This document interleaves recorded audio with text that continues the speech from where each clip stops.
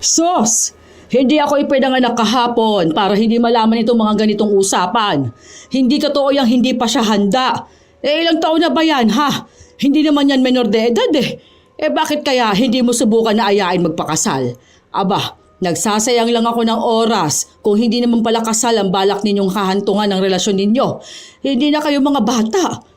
Kung totoo man na mayaman ka, baka naman takot ka lang na mahatian si Nancy dahil mahirap lang siya. Ano? O baka naman kaya hindi mo siya maaya dahil wala kang pambili ng singsing. Ay, oo, mahal kasi yun at gastos sa kasal. Yung anak ko kasi, mamahaling singsing ang binigay sa kanya. Ang laki ba naman ng bato? Naku, kung nakita nyo lang sana kung gaano kabongga yung kasal niya. Nakita nyo kasi sa picture lang eh. Pero mas maganda yon kung sa personal, ha? Mapapanganga ka talaga. Baka napipressure kayo, no? Okay lang naman siguro kung hindi nyo kaya ang bongga. Sa hindi kayo mayaman eh. Mawalang galang na po, tita, ha? Sinagot na po ni Yuan ang dahilan. Ako po ang ikakasal, tita. Ako po ang magkakaroon ng pamilya. Huwag niyo pong pangunahan ang desisyon ko sa buhay, ha? Kung ikukumpara niyo ako palagi sa anak niyo, tigilan niyo na po yan. Ano po bang gusto niyo? Maglupasay ako dahil kasal na si Jolie? Nabongga ang kasal niya? Kung ako po ang ikakasal, hindi ka po invited. Hindi po dahil sa wala kaming pera, kundi dahil ayoko ng papansin, paepal at bida-bida sa kasal ko. Yun po ang totoo. Pwede po ba? Huwag kayong sabi ng sabi na mahirap ako o kami. Opo, sige na po. Oo na po, mahirap kami noon po. Tama naman po kayo doon, pero tandaan niyo po, iba na po ngayon, ha? Kung mayaman si Jolie, okay po, masaya ako para sa kanya. Kung yumaman po ang mga anak nyo, okay po, masaya ako sa mga pinsan ko. Kung naging super ultra mega mayaman po kayo, okay lang din po. Kita naman po namin, huwag nyo na pong ibida palagi, ha? Alam na po namin eh. Hindi naman po siguro dadagdag sa yaman nyo kung papakialaman nyo ang buhay ko, di ba? Dapat po happy lang tayo dito. Kasi yung ibang kamag-anak, ngayon ko lang nakita eh. Gusto ko silang kilalanin. Kaso naman, ikaw nang ikaw ang nakikita ko. Tama na muna maging bida, tita. Hayaan mo naman muna ako, ha? Kaya mo na po yan. Huwag mo na po kaming isama sa mga kwento mo. Baka po kasi walang interesado sa buhay nyo. Kaya kailangan kasama po ako, no? Nakakalungkot bang isipin, pero may mga pagkakataon talaga na ang kaanak mo pa ang manghahamak sa'yo. Ganon ang nararamdaman ni Nancy sa tiyahin nilang si Corina. Masyadong mataas kasi ang tingin ni Corina sa kanyang sarili. Ngunit lahat yon ay mababago ng isang pangyayari na magdadala sa kanya sa kadiliman. Magagawa pa kayang magpakumbaba ni Corina? O sadyang yayakap siya sa isang mabigat na pagbabago ng kanyang buhay? Ayos po yun, Tay. Para naman po makasama mo rin ang mga kapatid mo. Sayang hindi po ako makakasama. Natapat pa kasi na may pasok. Pwede ka naman yatang sumunod, no? Nasabi naman ng tita mo na ayos lang naman yun. Basta raw mauna na ako. Try ko na lang po. Hindi ko pa sure kasi malapit na exam ng mga bata. Tapos kailangan ko pang asikasuhin yung iba pang mga papel. Kapag kaya po ng oras ko na sumunod doon, susunod po ako. Pero si ate po, pupunta raw ba? Hindi raw eh. Kasi pupunta raw sila ng ibang bansa para doon sa meeting nila sa trabaho niya. Bali, ako lang pala talaga makakasama, no? Ayun nga po. Pero magpapadala na lang ako ng regalo para sa bagong kasal. May damit na po ba kayong isusuot? Meron na. Di ba nung nakaraan nagbigay ka sa akin ng pera? Ayun ang pinambili ko, pati ng bagong sapatos. Bumili na rin ako ng regalo. Ayos na po pala ang lahat, Tay eh. Magwi-withdraw na lang ako bukas para may maipadala akong pera sa'yo. Bukas na lang po siguro ng gabi kayo lumuwas para po maipadala ko rin yung regalo ko. Oo, yun nga rin ang sabi ko sa tita mo eh. O siya, mag-aayos na lang muna ako ng mga damit na dadaling ko, ha? Alam mo, natutuwa nga ako dahil akalain mo yun. Ikakasal na pala si Julie. Samantalang noon, ang bata pa noon. Tapos palaging kumakain ng kulangot niya. Kaya nga, Tay. Ako na lang yata ang hindi pa ikinakasal sa aming magpipinsan, ha? Sa mga kaedad ko ba? Si ate kasi naikasal na rin eh. Kaya nga tinatanong nga sa akin kung ikakasal ka na ba. Ang sabi ko na lang hindi ko alam sa plano nyo ng nobyo mo. Basta ka ako, kahit na ano naman ang plano nyo dahil malalaki naman na kayo. Kaya nga gusto ka rin sana nilang makita dahil huling kita nila sa'yo, bata pa kayo ng ate mo. Sayang nga po. Kung hindi lang talaga importante yung lesson ngayon, baka nag-file na lang din ako ng leave. May mga kamag-anak ako na hindi ko na ata mamukhaan. Pati mga pinsan na hindi pa nakikita. May pinag-uusapan nga sila na kapag daw umuwi yung anak ni Kuya Juben, baka magkaroon ng family reunion. Ayun, ayos po yan ganyan, Tay. Mas maganda po yan. Balitaan nyo na lang po ako para makapag-leave ako. Saka para din alam ni ate kung kailan din siya pwede.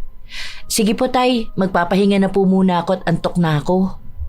Baka sa mukha ni Manuel ang tuwa dahil alam niyang makikita na naman niya ang kanyang mga kamag-anak.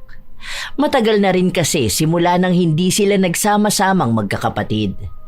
Matagal nang namatay ang asawa ni Manuel at noong burol ng kanyang asawa, iilan lang sa mga kaanak niya ang nagpunta. 7 silang magkakapatid pero 5 na lamang silang nabubuhay. Matatanda na rin kasi ang kanyang mga kapatid. May kanya-kanya na silang buhay kaya hindi ganon kadali na magkaroon sila ng oras para magsama-sama. Kaya nung nakatanggap siya ng imbitasyon sa kasal ng pamangkin, agad siyang pumayag. Nang sumapit na ang araw ng pagpunta ni Manuel sa bahay ng kapatid, nakita niya kung gaano na nga ba ito kaasensado. Nakakatuwa naman, Corina. Ang laki na ng bahay mo sino na lang ba kayong nakatira rito? 3 na lang kami. Asawa ko tapos bunso ko. Hindi ba makakasama mga anak mo? O susunod na lang sila? Hindi kaya Si Nancy kasi may klase siya. Exam daw ng mga bata. Pero nagpadala siya ng regalo. Ganon? Buti sapat yung kita ni Nancy. Ang baba ata ng sahod ng teacher, ano? Tapos grade 1 lang ang tinuturuan niya. Okay lang naman. Hindi naman din magasto sa bahay. Tapos yung panganay ko nagpapadala naman din ng pang-grocery. Hindi pa ba ikakasal yun si Nancy? Ilang taon na siya? Yung pa rin bang boyfriend niya? Baka naman wala siyang balak pakasalan ng lalaki. Ano bang trabaho ng lalaki? Yung anak ko kasi, halos mag-iisang taon pa lang sila pero ikinasal na. Oh, ang ganda ng trabaho ng lalaki. Piloto yun. Ang laki ng sahod. Siya nga lahat gagastos dito sa kasal. Hindi ko alam. Hindi ko naman siya pinipilit na magpakasal na. Mag-4 na taon na yata sila May-ari ng hardware yung nobyo ni Nancy. Mabait din yun. Chinese ba? Hindi naman purong Chinese. Kasi yung nanay niya Pilipina. Ay, ganon? Alam mo kuya, malabo yan pakasalan. Sinasayang niya lang ang oras niya sa lalaki na yon. Dahil baka gusto ng mga magulang no na Chinese din na maging asawa niya. Alam mo naman sa mga ganyan, di ba? O baka naman may ibang gustong ipakasal sa lalaki. Kausapin mo si Nancy para hindi siya tumandang dalaga kapag nagkataon. Aba, ilang taon na siya wala pa rin siyang anak? Hindi naman siguro. Gusto naman siya ng mga magulang nung nobyo niya. Hindi ko kasi nakakausap yan si Nancy. Palagi kasing busy. Minsan kapag mag-reply sa akin ilang araw pa. Kung sumama sana siya rito, makikita niya kung gaano kaganda ang kasal ng anak ko. Ay, makikita rin naman niya yun sa mga picture. Bongga ng gown ni Julie. Alam ko, halos kalahating milyon ata ang gastos dun. Ganong kagalante magiging asawa niya. Kung nandito si Nancy, aba, baka mainggit yun. Kasi hindi ba, si ate niya hindi naman bongga ang naging kasal? Kaya dapat sabihan mo na siya ngayon pa lang na dapat ang aasawahin niya katulad nito sa anak ko. Ay, kapag mga ganyan kasi hindi ako nakikialam sa kanila. Kung mahal nila ang isa't isa, yun ang pakasalan nila. Wala naman na yan sa mahal ng gasto sa kasal Basta palagi kong sinasabi sa kanila na dapat ang piliin nilang lalaki yung responsable. Yung kayang maging asawa at ama sa magiging anak nila. Si kuya, nagpapatawa pa ata. lumagawain na yung ganyan. Magpapakasal dahil sa mahal lang. Sa ngayon, dapat kahit hindi mo ganun kamahal basta may pera. Hindi ka naman pasasayahin ng pagmamahal lang ano. Oh, siya, doon ka na pala magkwarto ha. Kita mo yon sa tabi ng banyo. Ayon, doon ka na lang. Pahinga ka na. Nakakapagod yan bukas. Maliit na silid lang ang pinagtulugan ni Manuel. Wala namang problema doon dahil sanay naman siya. Habang ang iilan nilang mga kamag-anak na may kaya sa buhay, pinatulog sa mas magandang kwarto.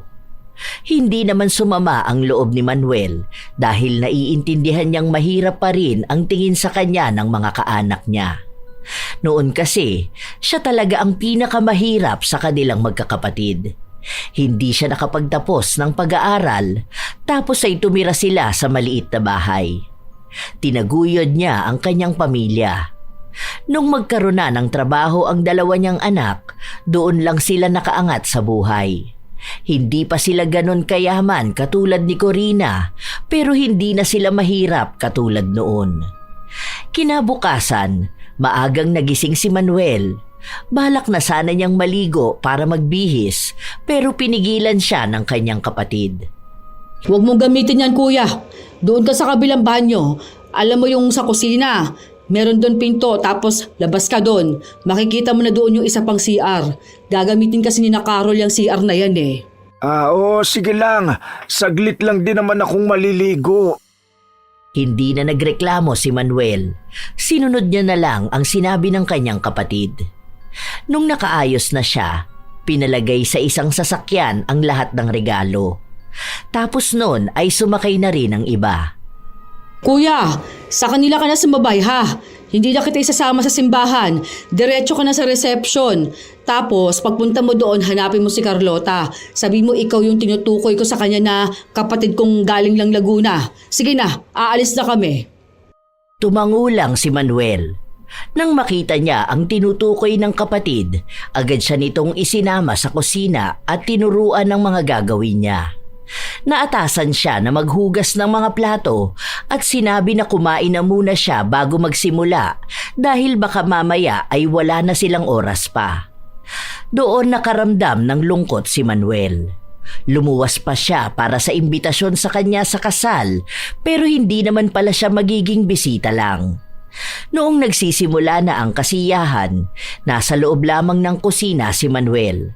Siya ang nag-aasikaso ng mga pagkain na ilalabas at mga iluluto na dagdag sa handa. Siya rin ang naghuhugas ng plato. Ang maganda at bagong bili niyang damit ay nadumihan lang din. Ilang oras din na ganon siya sa loob. 3 lang silang nag-aasikaso. Hindi pa niya kilala ang dalawa. Pero alam niyang hindi naman yon kamag-anak. Ilang sandali pa, pumasok sa loob si Corina. Tara na muna saglit kuya, magpicture lang doon. Ano ba naman yan? Bakit ang dami ng damit mo? Magpunas ka nga lang mukha mo, pawis na pawis ka. Sumunod ka na doon ha, magpicture tayong pamilya. Tinapos na muna ni Manuel ang ginagawa niya bago siya lumabas. Nakipag-usap siya sa ilan nilang kaanak na kilala. Hanggang sa kukuha na sila ng litrato pero sa pinakalikod siya dinala kung saan halos hindi na makita ang kanyang mukha. 2 beses lang, tapos ay wala na. Pwede kaya akong magpakuha ng litrato kasama ang pamangkin ko? Saka na kuya, kapag may oras pa mamaya, ang dami pang kamag-anak ng asawa niya. Tapos mga kaibigan nila, okay na yon, meron ka ng picture. Para sana ipakita ko kay Nancy pag uwi ko. Kumuha ka na lang ng video tapos saka mo ipakita. Bilisan mo lang ha, tapos bumalik ka na sa kusina. May isa pa atang lulutuin doon eh. Mamaya niyan kakain na ulit. Huwag ka na lang munang makisabay kuya, hindi mo naman kilala yung mga bisita eh. Saka baka mamaya malaman pa ng asawa ni Jolly na may kamag-anak kami na mahirap. Ang alam pa naman nila, lahat ng mga tiyuhin niya, mga negosyante. Isang picture lang kapag natapos silang lahat. Ang tigas naman na ulo mo kuya eh. Hindi naman ikaw ang nagbayad ng photographer eh. Magpasalamat ka na lang na in-invite ka namin. Kung hindi lang nagsabi si Jolly, hindi na sana ako magsasabi sa'yo eh. Sige na, doon ka na.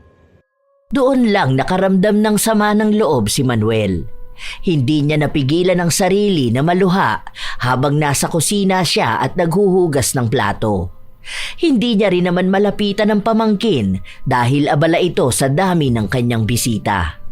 Kapag naman lalapit si Manuel, agad siyang pinipigilan ng kapatid. Ang ilan nilang kamag-anak, bibihira lang kung kausapin si Manuel. Ang akala nila ay uutang ito o hihirit ng pera. Nang matapos ang kasal, umuwi na rin agad si Manuel. Hindi niya pinahalata sa kanyang anak ang sama ng loob na kanyang nararamdaman. Isang hapon, walang pasok si Nancy, kaya magkasama sila ng ama sa bahay. Bakit wala man lang ako makitang picture mo, Tay? Wala ba kayo solo ni Jolie? Isa lang nakita ko yung kasama niyo yung mga kapatid at mga kamag-anak niyo. Kaso naman ang layo mo. Hindi ako masyadong nagpakuha ng picture. Nahihiya ako Bakit ka naman mahihiya, Tay? Ang ganda kaya ng suot niyo. Saka sumama ang tiyan ko kaya madalas akong nasa banyo. Kahit solo niyo ni Jolie? Kahit sa phone mo, wala? Hindi ko nga alam kung paano ko magpicture. Alam mo naman, matanda na ako. Tinuruan na kita, Tay. O kaya sa photographer. Ganun sa ginawa nung kasal ni ate. Di ba may mga solo doon kahit na mga kamag-anak natin? Wala man lang talaga kahit isa? Hayaan mo na. Hindi naman na siguro mahalaga yun Picture lang naman yan Ang mahalaga nandun ako at nakita ko kung gaano kasaya si Jolie. Kumusta naman po ang mga kamag-anak nyo doon? Baka mamaya kung ano-ano na naman ang mga pinagsasabi nila sa'yo, ha? Wala naman. Isang araw lang naman kasi kami nagkita-kita. Ano namang sasabihin nila sa akin? Nagtanong lang sila tungkol sa inyo ng ate mo at kung bakit hindi kayo nagpunta. Saka yung palaging tanong kung kailan kayo kakasal. Ganun lang. Alam mo naman kung anong sinasabi ko kapag sila magtanong, di ba? Kumusta naman sa venue? Maganda naman po. Kita ko sa mga pictures parang ang bongga. Oo, mahal daw ang bayad nila dyan. Mayaman kasi yung lalaki. Hindi inamin ni Manuel kung anong nangyari. Maingat siya sa mga sagot niya dahil baka mabanggit niyang ginawa lang siyang katulong at hindi bisita. Kahit ang imbitasyon na natanggap niya ay bilang bisita. Alam niya kasi na magagalit si Nancy kapag nalaman niya yon. Ayaw pa naman ni Nancy sa lahat ay yung inaapi siya at pumapayag siyang magpaapi. Sinasabi sa kanya ng kanyang mga anak na tapos na sila sa pagiging mahirap kaya huwag niyang hahayaan ng ibang tao na ituring pa rin siya na parang basura. Sa paglipas ng mga araw, hindi pa rin alam ni Nancy ang nangyaring pangmamaliit sa kanyang ama. Hanggang sa nakausap niya ang isang pinsan niyang imbitado sa kasal. Sinabi sa kanya na hindi niya masyadong nakita si Manuel at kailan niya lang nalaman na ginawa itong katulong sa kusina. Dahil doon, inis na inis si Nancy. Kaya sa halip na tanungin ng ama, kinausap niya ang tiyahin. Oh, pamangkin, bakit napatawag ka? Tita, ano po yung nabalitaan ko na ginawa niyo lang tao si tatay sa kusina? Kaya pala wala siyang kuha sa mga pinost niyo, nakatago pala siya sa kusina. Alam niyo po ba na bumili pa siya ng bagong damit para lang sa kasal ni Jolie? Nagsumbong sa'yo ang tatay mo? Hindi po, may nagsabi lang sa akin. Ayun naman pala, may nagsabi lang sa'yo. Paano ko naninira lang yon? Ilang araw na bang nakalipas nung ikinasal si Jolie? Wala namang naging issue Naku, Nancy, kung pagbibintangan mo na naman ako na inaapi ko ang tatay niyo, bakit hindi siya ang tanungin mo? Siyang nagsabi na tutulong siya sa kusina dahil nalaman niya na dalawa lang ang tao tapos ang daming bisita. Nahihiya rin siyang humarap sa mga kamag-anak natin. Ano bang magagawa ko? Malamang siya na ang nagdesisyon nun. Hindi ko nalang pinigilan. Bayad na lang daw niya yon dahil nga sa pagkain na kakainin niya nung kasal. Nag-offer pa nga ako na kung gusto niya mag-uwi Kasi nga, mukhang hindi siya gaanong nakakakain ng ganong kasarap na pagkain. Kaya huwag kang tatawag sa akin na magagalit ka lang ha. mas maganda talaga kung alamin mo muna kung ano ba ang nangyari. Hindi na nakaapila pa ang dalaga dahil agad na ring pinatay ng kanyang tiyahin ng tawag. Hindi na niya alam kung sino ba ang nagsasabi ng totoo. Dahil kapag tinanong naman niya ang kanyang ama, hindi rin naman ito aamin. Pero sinubukan pa rin ni Nancy na kausapin si Manuel. Bakit kasi ayaw niyo pang aminin, Tay? Baka mamaya takot ka lang sa kanila. Bakit naman ako matatakot sa kanila? Iba naman na kamo ang sitwasyon natin ngayon, di ba? Hindi lang talaga ako sanay na maging bisita kapag may mga handaan. Naalala mo nung kasal ng ate mo? Nasa kusina rin ako, di ba? Hay, basta Tay, kapag may mga ganyan na inimbitahan ka bilang bisita, pumunta ka bilang bisita, ha? Hindi na uso ngayon yung papupuntahin ka para maging katulong nila doon. Kung may panghanda sila, sana may pambayad din sila sa tagalinis, di ba? Alam niyo naman na ayaw namin ni ate na maulit yung nangyari noon. Na sa tuwing may handaan sila, iniimbitahan lang nila tayo para may magluto ng pagkain sa kanila. Kung ganun lang ang gagawin nila sa'yo, huwag ka na lang po magpunta ng handaan nila. Yung lulutuin nila, kaya naman natin yung bilhin ngayon. Oo, wag mo na akong pagalitan, anak ko. Nag-aalala lang kami ni ate. Paano kasi alam namin ang ugali ng mga kamag-anak natin na yan? Akala nila sila lang ang pwedeng maging mayaman. Akala nila sila lang ang nakakaangat sa buhay. Kaya wala silang ibang ginawa kundi ang maliitin tayo. Kaya nga kami nagsisikap ni ate para hindi na mababa ang tingin niyang mga kamag-anak natin. Lalo na si Tita Corina. Ay, hayaan mo na ang tita mo. Ganun naman na talaga siya magsalita noon pa eh. Kahit na po. Niyayabangan ka niya noon na siya may magandang trabaho. Hindi naman siya magkakaroon nun kung hindi rin naman dahil sa sakripisyo mo para pag-aralin siya. Tapos pati yung pag-aasawa ng anak niya, iyayabang niya pa sa akin. Hayaan mo na ha. Huwag ka nang ma-stress. Baka mamaya niyan kapag may family outing tayo, hindi ka sumama. May malaman lang ako na hindi maganda nung kasal ni Jolie. Ay nako, baka hindi talaga tayo pupunta. Hindi bali nang wag na makita mga kamag-anak, kesa naman ganun ang makakasalamuha. Di ba? Tila ba lumabas na ang mga nakatagong sama ng loob ni Nancy. Kahit kasi ilang taon na ang nakalipas, hindi niya pa rin nakakalimutan kung paano sila alipinin ng mga kamag-anak nila. Lalo na kapag may mga handaan, palaging sila ang nasa kusina at nagliligpit ng pinagkainan ng mga nakakaangat sa buhay nilang kaanak. Ilang linggo pa ang lumipas, si Corina naman ang bumisita sa kanilang bahay. Sinabi nito na bumili ng bahay si Jolie, malapit lang din kila Nancy. Merienda po muna kayo, tita. San po ulit yung bahay na binili ni Jolie? Pati po ba kayo titira doon? Diyan lang sa kanto. Alam mo yung kulay green na gate? Ayun ang binili niya. Gusto niya raw lumipat dito eh. Hindi ko nga alam kung bakit. Pero binili naman din ng asawa niya yung bahay. Tinignan ko lang kaya sumama na rin ako. Tapos naalala ko tong papunta sa bahay niyo.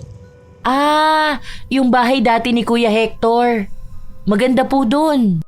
Mahal lang bili ng asawa ni Jolie. Cash ang bigay niya. Nasa 5M ata yun. Oh, ang mura na po nun.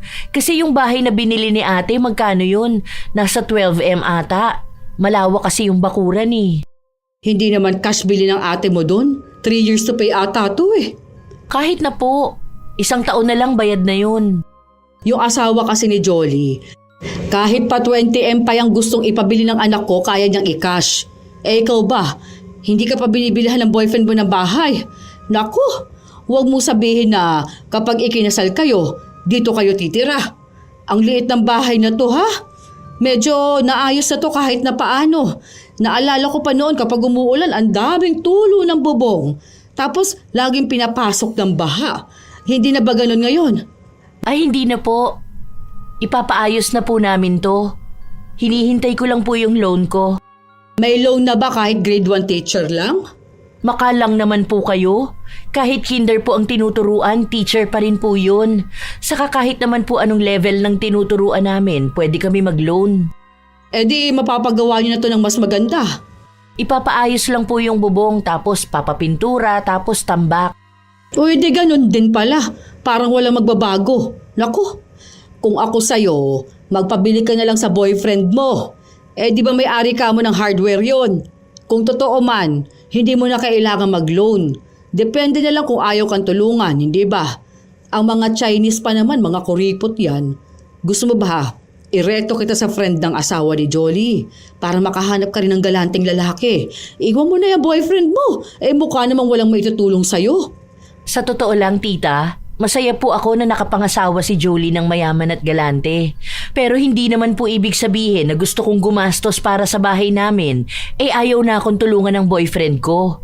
Alam ko po kasi kung anong obligasyon ko sa bahay namin.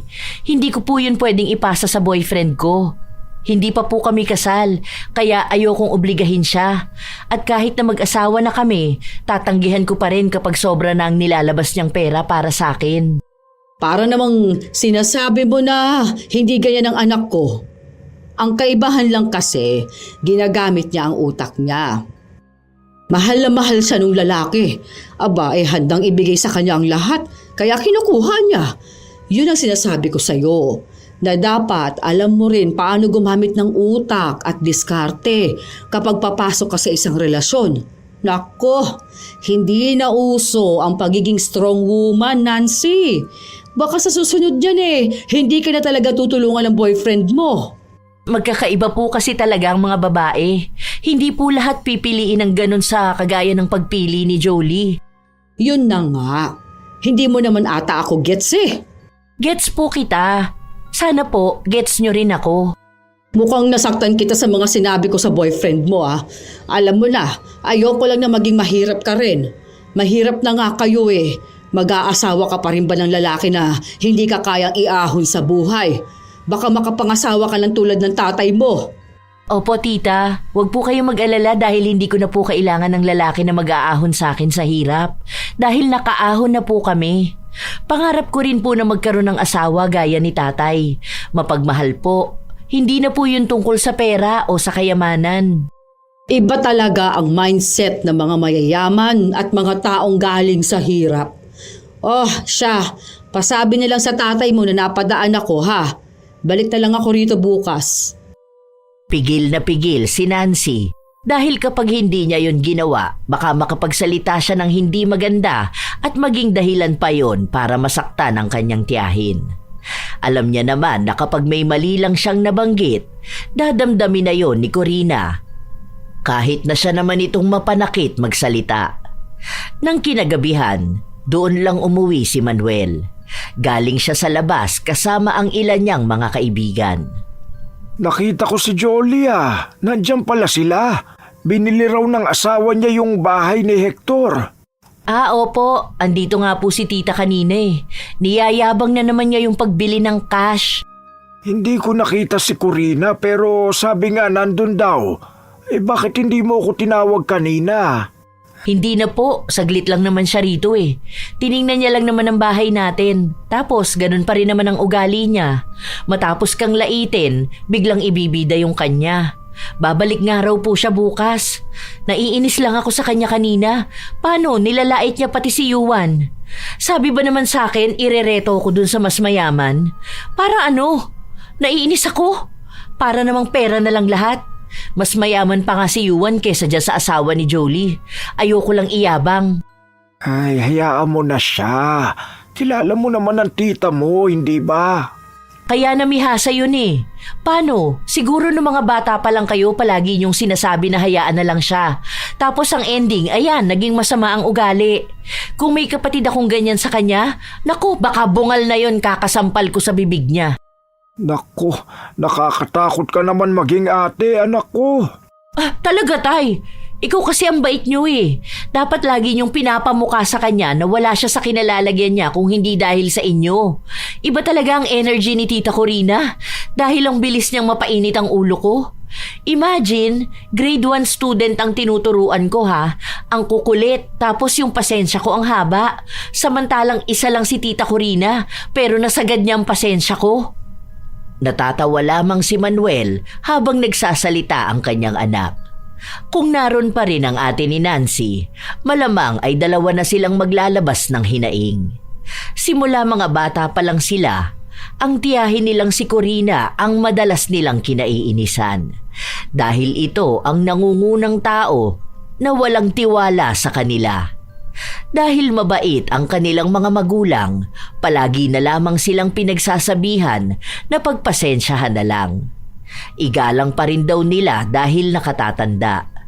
Pero nung lumaki na sila, minsan ay hindi nila napipigilan ang kanilang sarili na pumatol. Lalo na kapag ayaw nila ang kanilang mga naririnig. Kinabukasan, nasa loob lang ng kwarto si Nancy, habang ang kanyang ama ay naririnig niyang nakikipag-usap sa kapatid nito. Walang balak lumabas ang dalaga dahil alam niya na mapupunta na naman sa kanya ang atensyon ng tiyahin.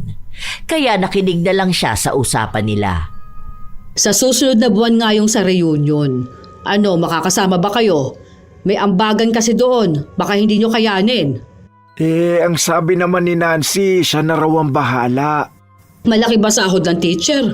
Naku, baka mamaya magkulang kayo ng pera ha? Hindi ko kayo mapapahiram. Alam mo naman na ayokong nagpapautang, hindi ba? Hindi naman ako uutang. May pera yun, saka ang ate niya. Sasamang arin si Yuan. Yung Chinese na mahirap? Ano yun, magpapalibre pa siya kay Nancy? Kaya nga ang sabi ko dyan sa anak mo na ako na magpapareto sa kanya. Nako, doon na lang siya sa mayaman. Ayan na naman siya. Hindi na natigilan. Susunod niyan, ibibida na naman niya ang asawa ni Jolie. Tapos yung boyfriend ng anak niya. Daig pa bugaw. Kasi kung ganyan lang din naman na mapapangasawa niya, aba, hindi siya mabubuhay dyan. Huwag mo na pakialaman ang anak ko. Kung ako nga, hinahayaan lang sila eh. Hindi ba? Ang sa akin lang kasi, gusto ko naman na mapabuti siya. Ganun ba sa mga pinsan niya, sa mga anak ko? Kita mo naman ang mga post nila, hindi ba? Yung bunso ko, yung boyfriend doon mayaman. Kagagaling lang nila ng Thailand ditong nakaraan. Ang anak mo. Parang wala akong nakikita na post niya sa Facebook. Ano yun? Hindi man lang ba siya ginagala ng boyfriend niya? Ang kuruyipot, di ba? Yung asawa ni Jolie, nagbibigay yun sa akin ng pera. Yung asawa ba ng pangalay mo, nabigyan ka na ba ng pera? Hindi ko naman kailangan ng pera nila. Nagbibigay sila sa akin ng pangkain ko, sapat na yun. Masyado na akong matanda para maghangad pa ng sobra-sobrang pera. Naku, kung may pagkain sa hapag ko at healthy ang mga anak at apo ko, masaya na ako doon. Hindi ko na kailangan pa ng ginto o ano. Nasanay ka kasing maging mahirap, kuya. Kaya ganyan ka. Malamang, nasanay ka na ang isip mo lang kung may kakainin ka pa ba.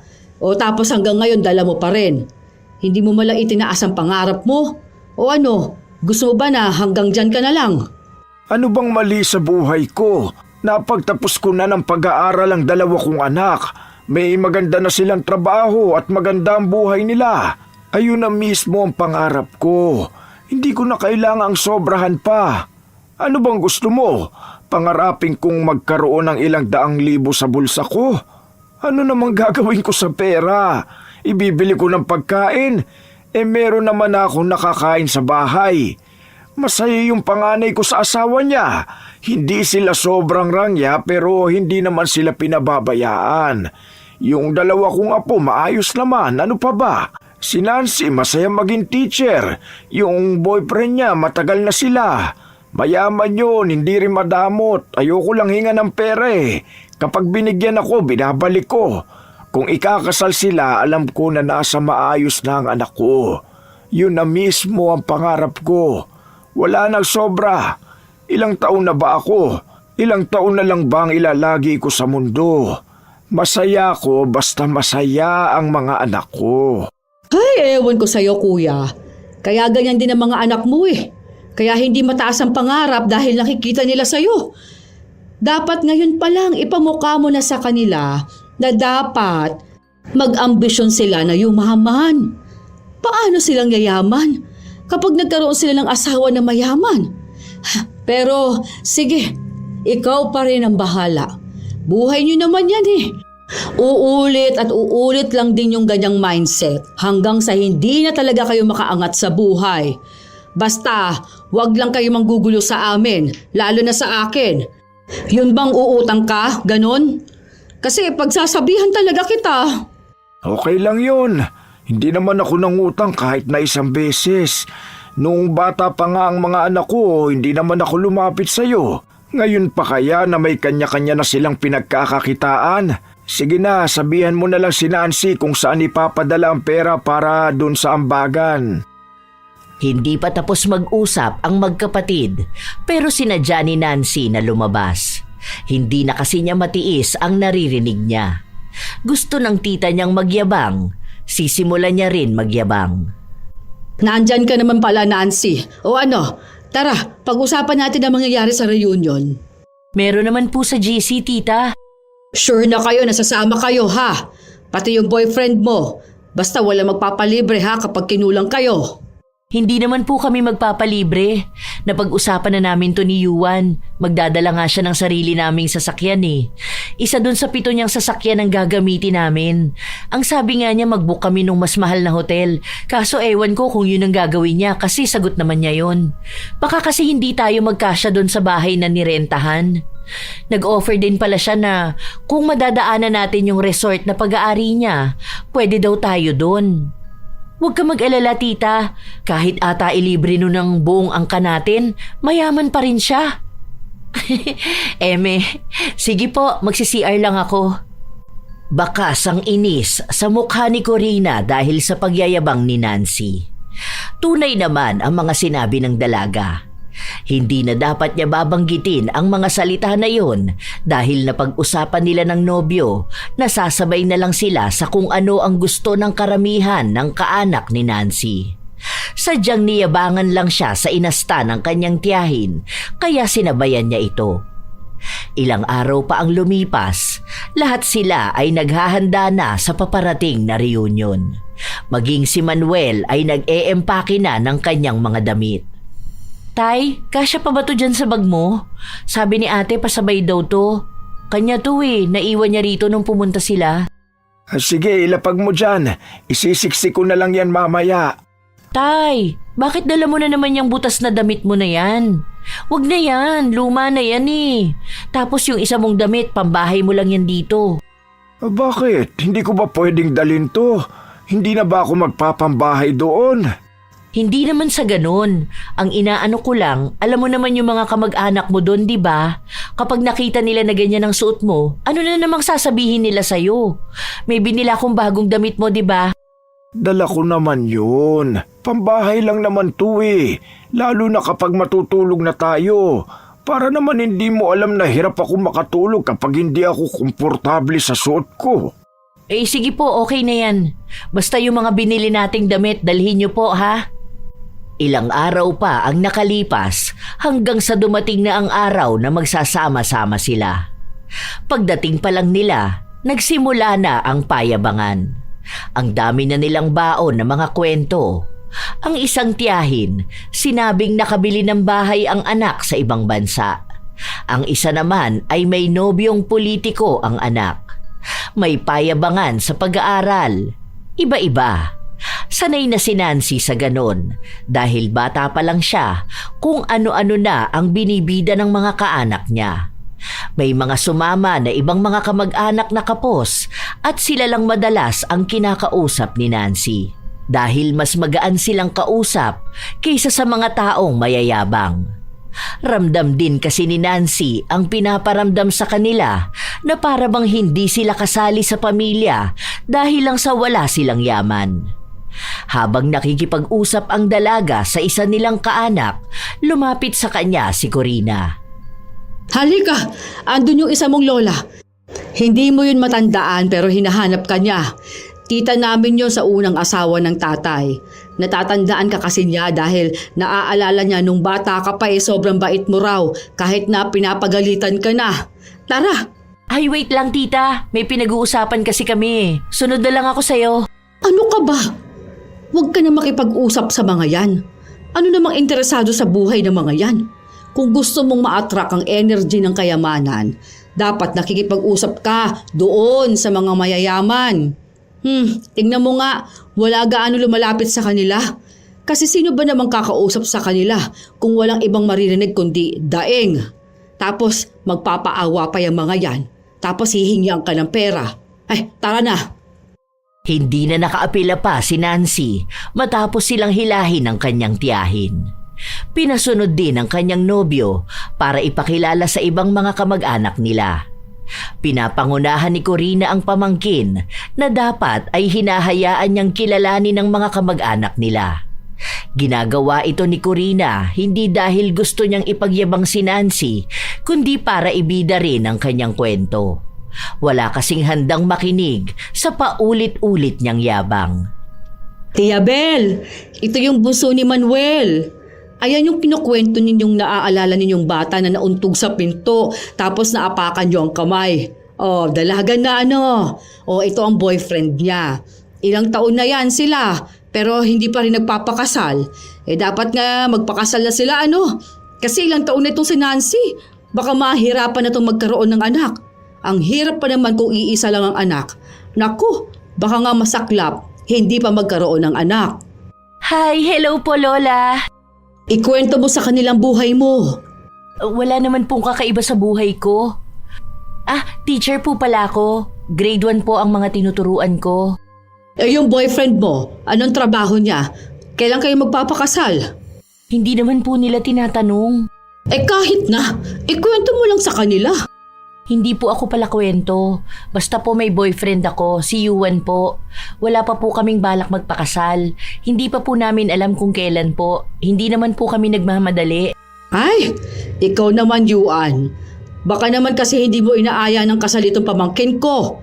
Malamang ang sasabihin niya wala pa siyang balak magpakasal. Dahil bakit nga naman siya magpapakasal kung wala naman nag-aaya sa kanya? Oo nga naman, bakit babae ang tinatanong kung kailan siya ikakasal? Kung dapat, lalaki ang nagpaplano nun. Hindi naman totoo na ayaw na magpakasal pa ng mga babae, ano? Yung anak ko nga, ikinasal siya kasi gusto talaga ng asawa niya na siya ang makasama. Baka kasi hindi pa kayo sigurado sa isa't isa, ha? Hindi ba tanggap ng mga magulang mo ang relasyon mo kay Nancy? Ganun kasi ang mga Chinese eh. Nagsalita ang nobyo ni Nancy at sinabi na tanggap ng mga magulang niya si Nancy at sigurado na siya. Sadyang hindi niya lang pinipilit ang nobya na magpakasal kung hindi pa naman ito handa. Sus! Hindi ako ipinanganak kahapon para hindi malaman tong mga ganitong usapan. Hindi totoo yung hindi pa siya handa. Ilang taon na ba yan, ha? Hindi naman yan menor de edad eh. Bakit kaya hindi mo subukang ayaing magpakasal? Aba, nagsasayang lang kayo ng oras. Kung hindi naman pala kasal ang balak ninyong kahantungan ng relasyon ninyo. Hindi na kayo mga bata. Kung totoo man na mayaman ka, bakit takot ka na mahatian si Nancy dahil mahirap lang siya, ano? O baka naman kaya hindi mo siya maaya dahil wala kang pambili ng singsing. Ay, oo, mahal kasi yon. At gasto sa kasal. Yung anak ko kasi, mamahaling singsing ang ibinigay sa kanya. Ang laki ba naman ng bato? Naku, kung nakita nyo lang sana kung gaano kabongga yung kasal niya. Nakita nyo kasi sa picture lang, pero mas maganda yun sa kung sa personal. Mapapanganga ka talaga. Baka napipressure kayo, no? Okay lang naman siguro kung hindi ninyo kaya ang bongga. Sa hindi kayo mayaman. Mawalang galang na po, tita, ha? Sinagot na po ni Yuan ang dahilan. Ako po ang ikakasal, tita. Ako po ang magkakaroon ng pamilya. Huwag niyo pong pangunahan ang desisyon ko sa buhay, ha? Kung ikukumpara niyo ako palagi sa anak niyo, tigilan niyo na po yan. Ano po bang gusto niyo? Maglupasay ako dahil kasal na si Jolie? Nabongga ang kasal niya? Kung ako po ang ikakasal, hindi ka po invited. Hindi po dahil sa wala kaming pera, kundi dahil ayoko ng papansin, paepal at bida-bida sa kasal ko. Yun po ang totoo. Pwede po ba? Huwag kayong sabi ng sabi na mahirap ako o kami. Opo, sige na po. Oo na po, mahirap kami noon po. Tama naman po kayo doon, pero tandaan niyo po, iba na po ngayon, ha? Kung mayaman si Jolie, okay po, masaya ako para sa kanya. Kung yumaman po ang mga anak niyo, okay po, masaya ako sa mga pinsan ko.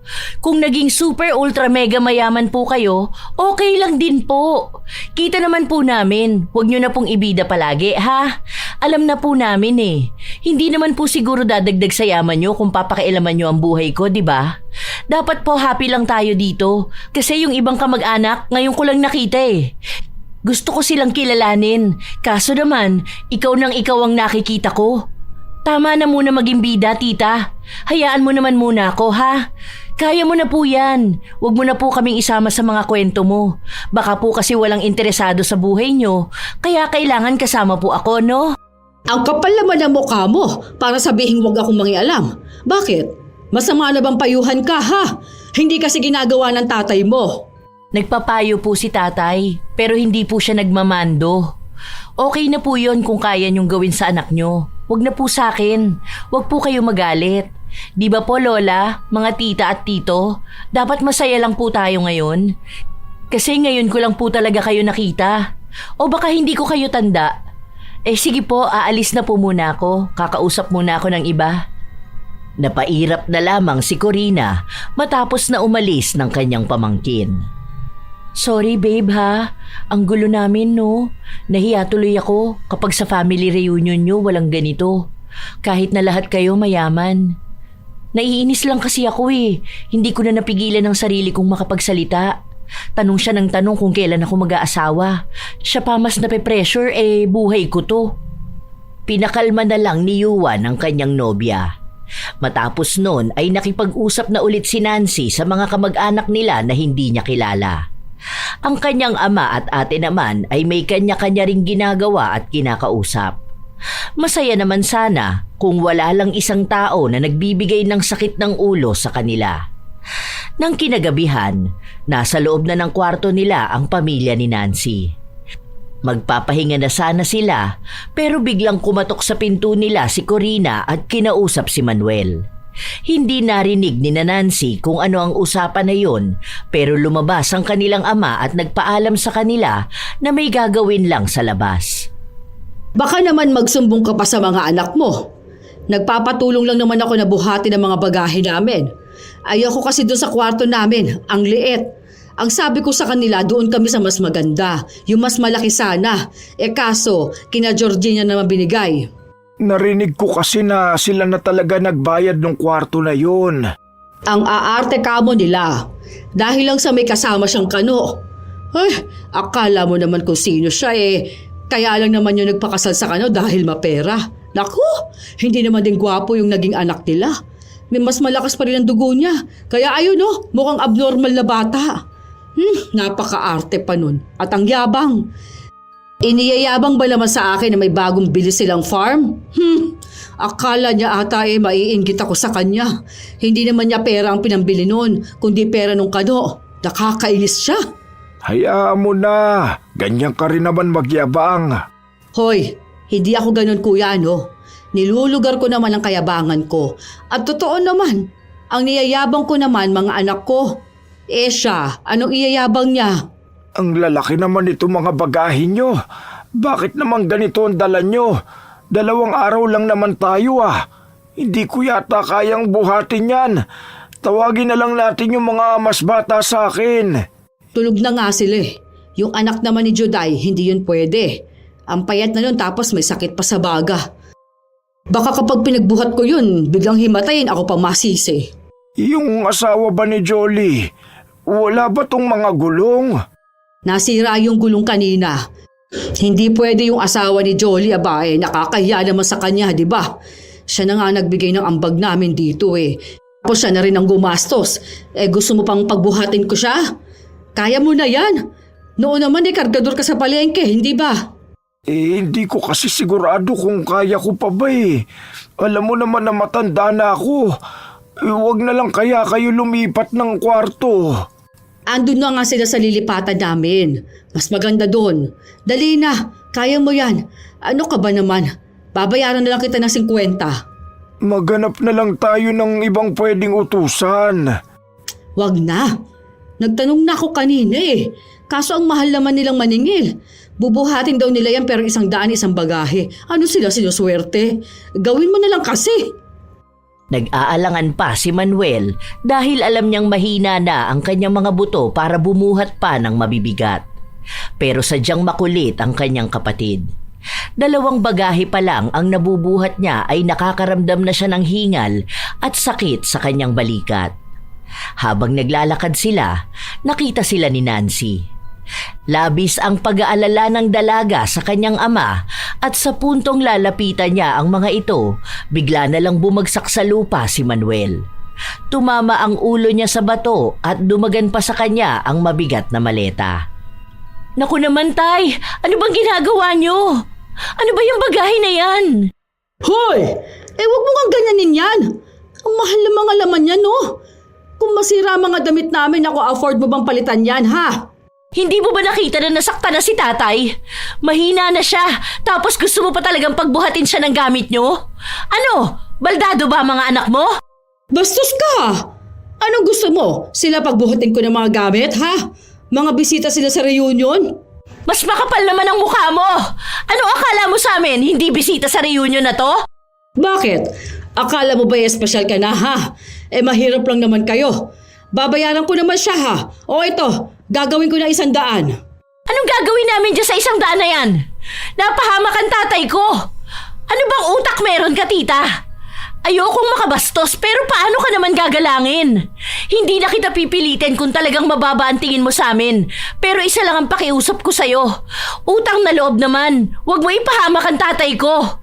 Sige, kung tingin mo mahirap kami, okay lang. Sige, pero mag-ingat ka dyan sa mga pananalita mo. Baka sa sobrang pagsamba mo dyan sa pera, hindi mo yan magamit kapag ikaw naman ang binawian ng karma.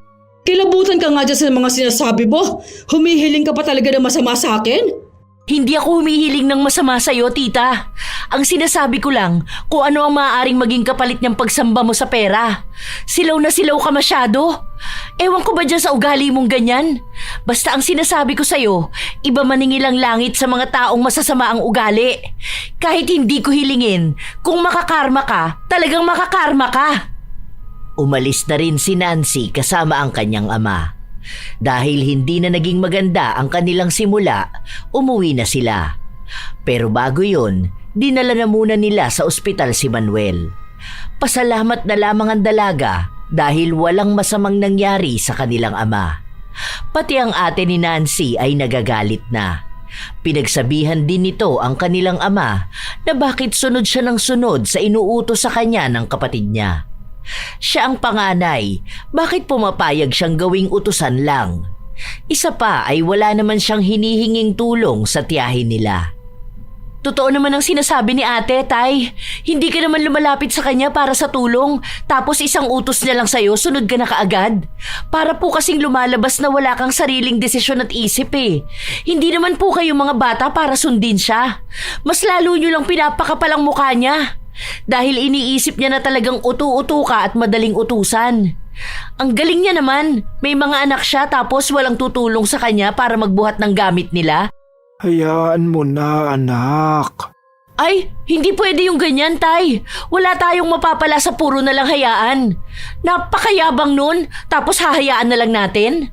Kung ikaw kaya mong hayaan ang ugali ng kapatid mo, pwes kami ni ate, hindi namin kaya yun. Ingat na ingat kami sa'yo tapos ikaw aabusuhin mo lang ang katawan mo? Ano naman kung kargador ka nun? Anong tingin niya sa'yo, ganun ka pa rin ka bata? Ganun lang kasi ang ugali ng tita nyo. Kaya pati ako naiinis sa inyo, Tay eh. Tinotolerate nyo kasi siya. Kaya akala niya kapag ginawa niya ayos lang. Mag-uutos na nga lang siya sa'yo, tapos may kasama pang panlalait. Ewan ko talaga kung hindi yan umiyak kapag nakarma siya. Galit na galit talaga ang magkapatid sa nangyayari. Pinagsabihan din nila ang kanilang ama. May mga kaanak silang tumatawag sa kanila dahil walang kaalam-alam sa tunay na dahilan kung bakit ba sila umuwi.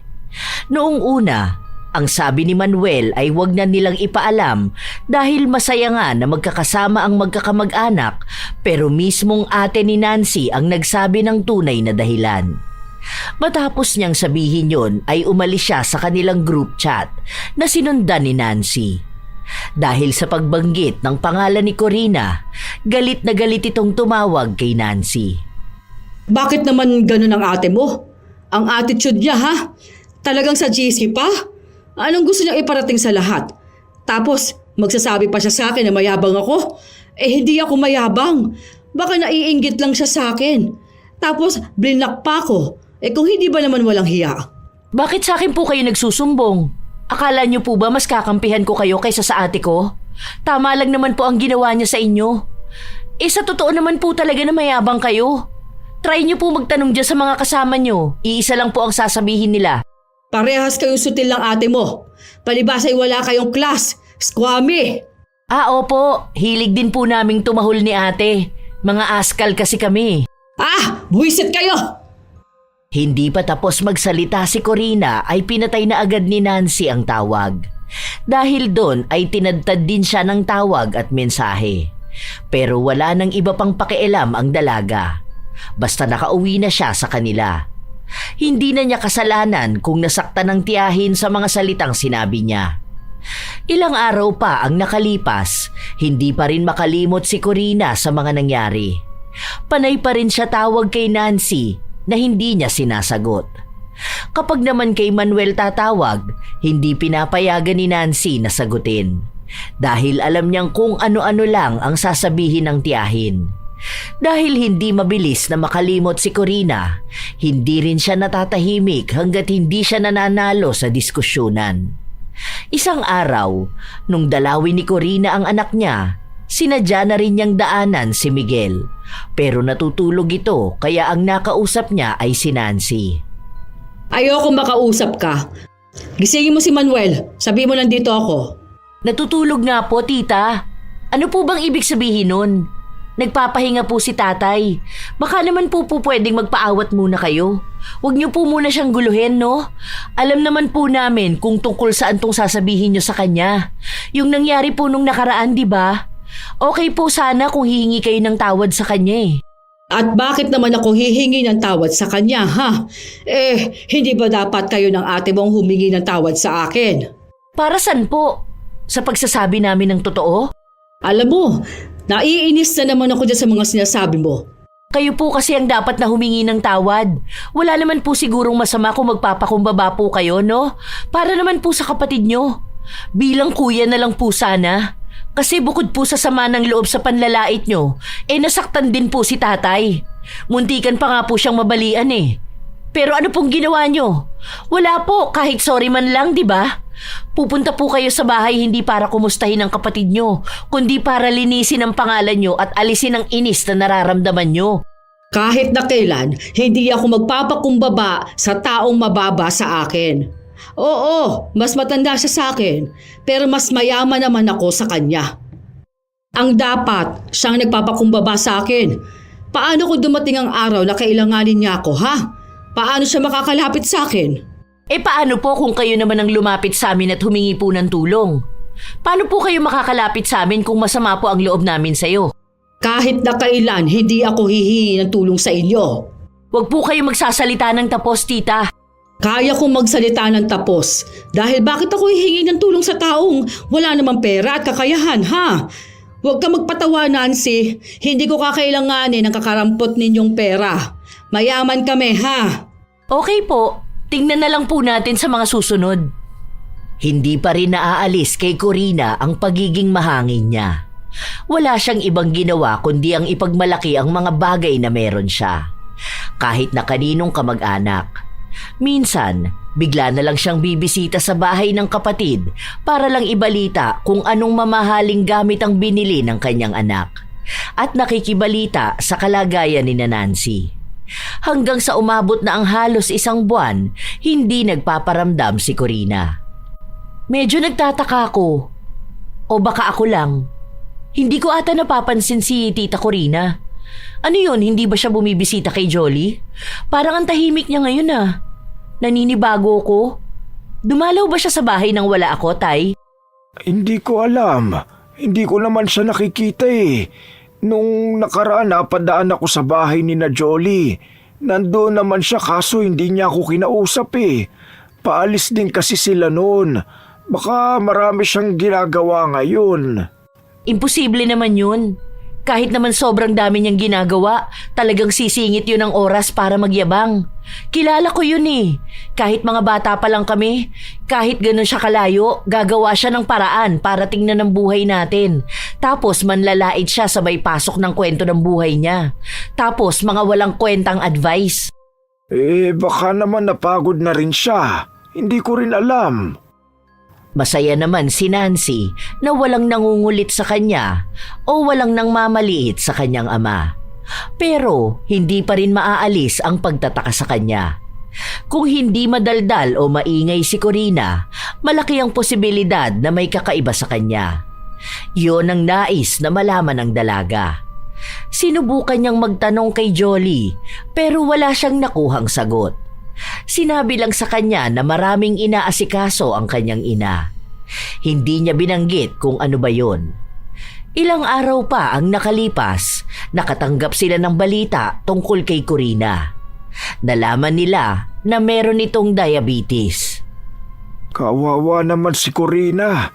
Baka kaya hindi yun nagpapakita dito at panay ang alis nila. Hindi man lang niya sinabi sa akin. Ang lapit ko na nga sa kanya eh. Yan na nga ang sinasabi ko. Kaya feeling ko may kakaiba kay Tita Corina eh. Hindi naman kasi ganun yun.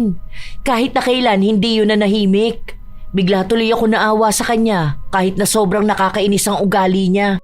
Sandali nga, pupuntahan ko sa kanila. Naku naman talaga yung kapatid ko na yan oh. Sama na ako, Tay. Pero mamaya na lang, magluluto na muna ako. Magdala tayo dun. Kahit na may galit si Nancy sa kanyang tiyahin, hindi naman niya maaalis ang pag-aalala. Lalo na at kakaiba ang sakit nito. Alam niya na kahit na gaano pa karami ang pera ni Corina, hindi nito magagamot ang kanyang sakit. Nang puntahan nila si Corina sa bahay ng anak nito, ayaw niya namang magpakita. Sinabi niya lang sa anak na paalisin sila dahil wala siyang panahon para makipag-usap sa kahit na kanino. Inaasahan naman yun ni Nancy, lalo na't alam niyang ayaw na ayaw ng kanyang tiyahin na nakikita siyang mahina. Ngayon na may sakit na siya, hindi na niya kayang ipagmalaki ang mga bagay na meron siya. Tita, okay lang. Hindi naman kami nagpunta rito para awayin ka. Nagdala lang kami ng pagkain mo. Kukumustahin ka lang naman namin. Hayaan mo na muna, nak. Baka kailangan niya magpahinga eh. Huwag na lang nating istorbuhin. Kapag mga ganyan kasi ayaw niyang kinukulit siya. Tara na, umuwi na lang muna tayo. Hindi na nagpumilit pa ang dalaga. Hinayaan na lamang niya ang tiyahin. Ilang araw pa ang nakalipas, nakikibalita na lang sila kay Jolly. Maayos naman daw kahit paano si Corina. Ang problema lang nila ay ang gasto sa kanyang gamutan at ang pagpunta niya sa ospital. Noong nakaraang linggo daw kasi, ang laki ng ibinayad nila sa ospital. Ang laking perang nailabas nila. Ang bilis daw maubos ng pera ni Corina, lalo na at mahal ang kanyang mga gamot. Dagdag pa na maselan ang pagbubuntis ni Jolly. Bawal siya sa stress o labis na pag-iisip. Gumagastos din sila para maalagaan siya. Sunod-sunod din ang problemang nagdaan sa kanilang buhay. Yun na rin ang naging dahilan para gawin ni Corina ang isang bagay na sinabi niyang hindi niya gagawin kahit na anong mangyari. Isang gabi, pumunta siya sa bahay ni Nancy. Umupo na muna kayo, tita. Kukuha lang ako ng tubig. Ano po, kumusta naman po ang pakiramdam niyo? Dapat po hindi na kayo nagpunta sa bahay. Pwede naman pong kami na lang. Gabi na rin po oh. Oo nga. Ano nang nangyari sa gamutan mo? Ang laki ng ipinayat mo ah. Ibang-iba na ang itsura mo ngayon. Pati mga mata mo ang lalim. Halatang hindi ka nakakatulog ng maayos. Hindi ko alam kung sasabihin kong maayos o hindi. Minsan kasi, nakakaligtaan kong uminom ng gamot kasi nauubusan kami. Ang mahal naman kasi. Tapos, panay akong puyat dahil sa stress. Alam mo yun? Hindi na napahinga ang utak ko. Iniisip ko minsan, bakit parang wala akong kwenta? Stress pa si Jolly bawal nga sa kanya. Ilang beses siyang dinugo eh. munti ka ng makunan. Naku, hindi ko na alam ang gagawin ko sa totoo lang. Ito pang nakaraan, nalaman kong nalulugi yung negosyo na binuksan ng asawa ni Jolly. Ang laki ng pera na nawala. Hirap na hirap sila makabawi na mag-asawa. Ibinibenta na nga yung sasakyan. Hala, hindi mo pwedeng kaligtaan ang pag-inom mo ng gamot, tita. Baka naman lumubha pa ang sakit mo. Malaki pa naman ang epekto niyan sa kidneys. Hindi lang doon, baka ibang organ mo pa po magkaroon ng komplikasyon. Magiging mas delikado po ang sakit nyo. Wala naman akong magagawa. Wala na akong pera. Yung mga anak ko, hinihingian ko. Kaso hindi naman sapat yung naibibigay nila sa akin. Wala naman ako ibang malapitan. Kaya nga ako lumalapit sa inyo ngayon. Alam nyo, sa totoo lang, hiyang-hiya ako sa ginagawa ko ngayon. Oo, alam ko na ang iniisip ninyo, ang kapal ng mukha ko. Dahil noon, wala akong ibang ginawa kundi ang laitin kayo. Tapos, nagsabi pa ako na kahit na kailan, hindi ako hihingi ng tulong sa inyo. Tapos, eto ako ngayon.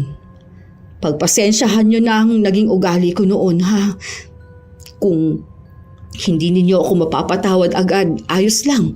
Naiintindihan ko dahil kasalanan ko naman talaga yon. Tama nga, karma ko ito. Noong una, ang akala ko hindi na mawawala ang pera sa akin. Masyado kong minaliit ang ibang tao. Lalo ka na, kuya, na kapatid ko pa. Tapos ngayon na sinisingil na ako sa kayabangan ko, wala naman na akong maipambayad. Ang hirap pala. Totoo pala na hindi lang sa pera iikot ang buhay ng isang tao. Eto, nagkasakit ako. Ubusan ng pera, hindi naman gagaling. Huwag kang mag-alala, kapatid. Tutulungan kita hanggat kaya ko, ha? Sorry, kuya. Sorry kung hanggang ngayon pasanin pa rin ako sa'yo. Naaalala ko pa ng mga bata tayo. Grabe ang sakripisyo mo para lang masigurado mong magkakaroon kami ng magandang kinabukasan. Doong nagkaroon naman ako, saka kita kinalimutan. Mas malala pa nga ang ginawa ko dahil nilait ko pati ang pamilya nyo. Tapos, ang baba ng tingin ko sa'yo. Hindi ko akalain na hindi pala panghabang buhay kong hawakan ng pera.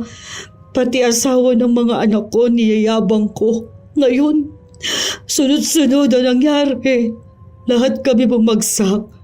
Ang hirap. Ang daming galit sa akin kaya wala sa kanila ang gandang tumulong sa akin. May mga nagbibigay. Pero hindi na pa sapat. Pasalamat pa rin ako sa kanila. Dahil alam ko at naiintindihan ko na sobrang hirap ng buhay ngayon. Ano bang gamot ang kailangan mo, tita? Bigay ka sa akin ng reseta mo, tapos papasama ako kay Yuan na bumili ng gamot. Para lang huwag kang lumaktaw ng inuman. Alam mo na isang laktaw lang ang laking epekto na nun sa katawan mo. Alam mo, sobrang bait mo, Nancy. Alam ko, hindi maganda ang naging pakikitungo ko sa'yo. Yung huling usap natin ay nagtalo pa tayo. Tapos gayon, heto ka. Handang magpaabot ng tulong. Sorry talaga, ha. Nito ko lang napagtanto na tama ang mga sinabi mo sa akin. Lalo na kapag naranasan ko na ang makarma. Ito na nga ang karma ko. Sobrang hirap talaga. Tita, huwag mo nang isipin yan, ha? Okay lang ang lahat. Maayos tayo, huwag kang mag-alala. Hindi ako nagtatanim ng sama ng loob. Kahit na hindi tayo naging magkasundo o madalas akong naiinis sa'yo, hindi naman ibig sabihin nun na hindi na ako tutulong. Magkamag-anak pa rin tayo. Kapatid ka ng tatay ko at mahal ka niya. Kaya mahal ka rin namin. Magiging maayos ka rin. At isa sa mahalaga ay natuto ka ring tanggapin kung ano bang mali na nagawa mo. Karma man yan o sadyang may sakit ka, ang importante, hindi ka nawawala ng pag-asa at nagawa mong humingi ng tawad. Maraming salamat sa inyo. Hindi ko alam kung magagawa ko pang makabawi sa inyo. Noong una kasi talagang nag-aalangan akong lapitan kayo. Iniisip kong sa lahat ng kamag-anak, kayo ang pinaka-nasaktan ko. Tapos, noong lumapit ako, hindi man lang ako nakarinig ng masakit na salita mula sa inyo. Pinatawad niyo ako at pinakita ninyong handa ninyo akong tulungan. Salamat. Napakabuti niyo. Tunay talaga na dapat pinahahalagahan ng isang pamilya. Dahil sa huli, hindi naman talaga pera ang tunay na yaman, kundi ang samahan ng iisang dugo. Basta kapag kailangan mo ng tulong, nandito lang si Kuya ha. Katulad ng pangako ko sa iyo noon na hindi kita iiwan, na hindi kita pababayaan. Hanggat kaya ko, tutulungan kita dahil kapatid kita. Naging emosyonal ang magkapatid habang nag-uusap sila. Alam naman nila na matatanda na sila, na darating din ang oras na magpapaalam sila sa mundo. Pero hanggat magkasama sila, gusto ni Manuel na sulitin ang mga sandali. May mga bagay na hindi nila napagkakasunduan. Hindi naman yun dahilan para pabayaan niya ang kapatid. Kahit na ilang taon na sila, patuloy pa ring umiiral ang pagiging kuya ni Manuel. Gusto niyang tulungan ang kapatid sa abot ng kanyang makakaya. Nagpatuloy ang gamutan ni Corina habang ang isa sa tumutulong sa kanya ay sina Nancy. Dahil sa nangyari, nagkaroon din ng malaking pagbabago sa pag-uugali ni Corina. Hindi na siya katulad noon na lahat na lang ay ipagyayabang niya. Natuto na siyang magpakumbaba. May mga tao talagang nakakalimot sa tunay na halaga ng buhay. Akala nila dahil sila'y may pera, may karapatan na silang apak-apakan ang mas mababa sa kanila. Lahat gusto nilang ipagyabang. Ang bahay, sasakyan, damit at pati mga bagay na dapat sana'y hindi na kailangang ipamukha sa iba. Pero sa sobrang taas ng tingin sa sarili, nakalimutan na nilang maging makatao. Mayabang, mapagmataas, walang konsiderasyon sa damdamin ng iba. Kapag may problemang lumapit, mabilis silang humusga. Kahit na sino ang humingi ng tulong, mas inuuna pa nila ang yabang. Pero darating talaga ang panahon na babaliktad ang lahat. Ang taong nagsasabing hindi hihingi ng tulong, siya pa ang sa huli lalapit at hahangad ng tulong sa iba. Huwag maging mayabang at mapagmataas na tao kahit na gaano ka pa kayaman o kahit gaano pa kataas ang estado sa buhay. Dahil hindi mo alam kung hanggang kailan mo yan panghahawakan. Sa mundong ito, walang permanente. Lahat ay biglang nagbabago, lalo na kung may pagbabayaran kang karma. Isa itong klase ng paniningil na hindi nababayaran ng pera. Tandaan na hindi lahat ay kayang gamitan ng pera. Katulad na lamang ng buhay ng isang tao. May mga sakit na hindi kayang magamot ng limpak-limpak na salapi. Ang yaman ay hindi laging nakatuon sa magkano ang iyong hawak. Ito minsay tumutukoy sa koneksyon sa pamilya at kaanak.